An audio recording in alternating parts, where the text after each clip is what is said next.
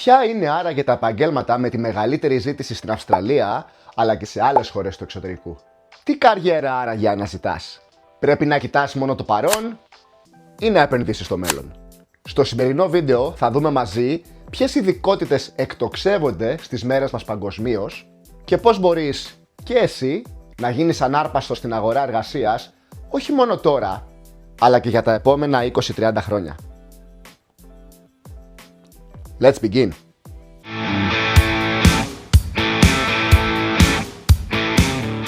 Είμαι ο Διονύσης ή όπως με φωνάζουν εδώ κάτω, Dennis. Και καλώς ήρθατε στο κανάλι Greeks Down Under.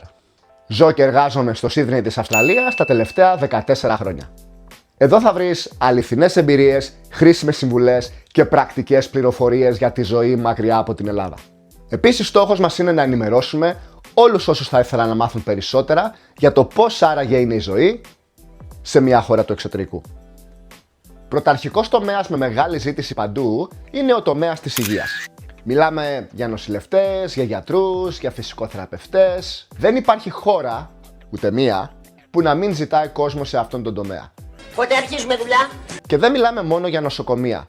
Μιλάμε και για community care, mental health care και aged care. Ναι ρε, γεροκομεία. Γιατί σε χαλάει? Δεν εννοούσα αυτό. Τι μιλάς? Το σύστημα υγείας συνεχώς διευρύνεται και χρειάζεται κόσμο σε όλα τα επίπεδα. Στην Αυστραλία ειδικά υπάρχει τεράστια ζήτηση σε ιατρικό και νοσηλευτικό προσωπικό.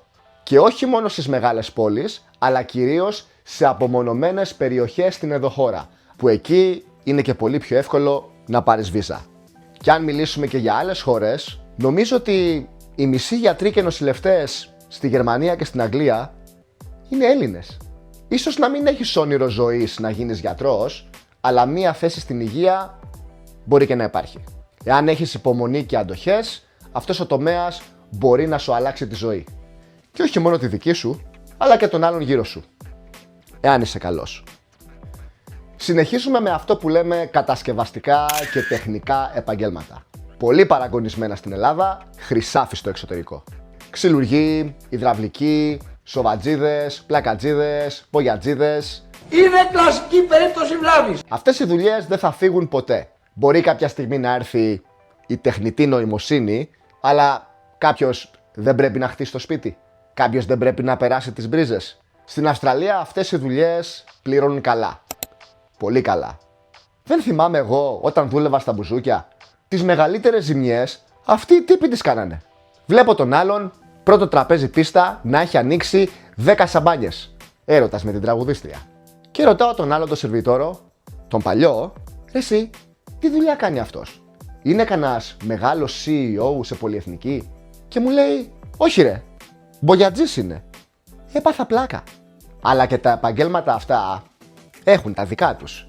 Χρειάζεται άδεια, πιστοποίηση, πρακτική εξάσκηση. Δεν πας να κουμπίσεις καλώδια έτσι.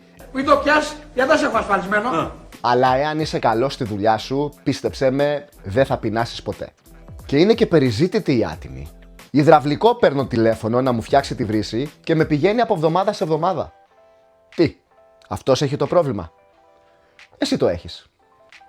Επόμενος πολύ σημαντικός τομέας είναι η εκπαίδευση. Νηπιαγωγοί, δάσκαλοι σε δημοτικό, καθηγητές σε γυμνάσιο. Τα πουλάκια μου αυτά είναι. Εννοείται καθηγητές σε πανεπιστήμιο. Επίσης υπάρχει μεγάλη ζήτηση σε σχολικούς ψυχολόγους και σε εκπαιδευτικούς που ασχολούνται με παιδιά με ιδιαίτερες ικανότητες. Όσο υπάρχουν παιδιά, θα υπάρχει ανάγκη για καλούς δασκάλους και καθηγητές. Στην Αυστραλία υπάρχει τεράστια ζήτηση για δασκάλους, ειδικά σε περιοχές εκτός μεγάλων πόλεων. Όμως σε σύγκριση με την προηγούμενη κατηγορία, εδώ τα πράγματα είναι πολύ πιο αυστηρά όσον αφορά την κατανόηση και την χρήση της αγγλικής γλώσσας. Ναι, ο μάστορας είναι της πιάτσας. Ο δάσκαλος όμως έχει να κάνει με παιδιά. Κάτι άλλο πολύ σημαντικό που πρέπει να ξέρεις είναι πως παντού εκεί έξω υπάρχουν πάρα πολλοί νόμοι όσον αφορά τη συμπεριφορά από δάσκαλο προς μαθητή, αλλά και από μαθητή προς δάσκαλο. Χωρίς να το πολυλογώ, άλλο Ελλάδα, άλλο εξωτερικό. Ο δάσκαλος σίγουρα πρέπει να έχει ένα πολύ γερό στομάχι. Θα τα πάμε καλά μαζί. αλλά και από την άλλη ο μαθητής πρέπει να σέβεται το δάσκαλο. Είναι δύσκολη δουλειά, αλλά πιστεύω ότι εάν υπάρχουν οι κατάλληλες συνθήκες, αξίζει με το παραπάνω. Δεν γίνεται να μιλάμε για επαγγέλματα του μέλλοντος και να μην βάλουμε μέσα την τεχνολογία και τις ψηφιακές δεξιότητες. Software developer, data analysis, IT support, web designers, cyber security. Αχέφθε! Ακούσε Λόντρε! Δεν ξέρω ρε, αυτά μου λέει, αυτά σου λέω, γράψα και τελείωνε! Γενικά, ό,τι έχει να κάνει με πληκτρολόγιο, κώδικα και οθόνη. Υπάρχουν μεγάλες ευκαιρίες σε όλες τις σύγχρονες επιχειρήσεις και μπορείς να δουλέψεις από οπουδήποτε. Και ξέρεις ποιο είναι το πιο τρελό? Πολλές φορές δεν μετράει καν το πτυχίο σου.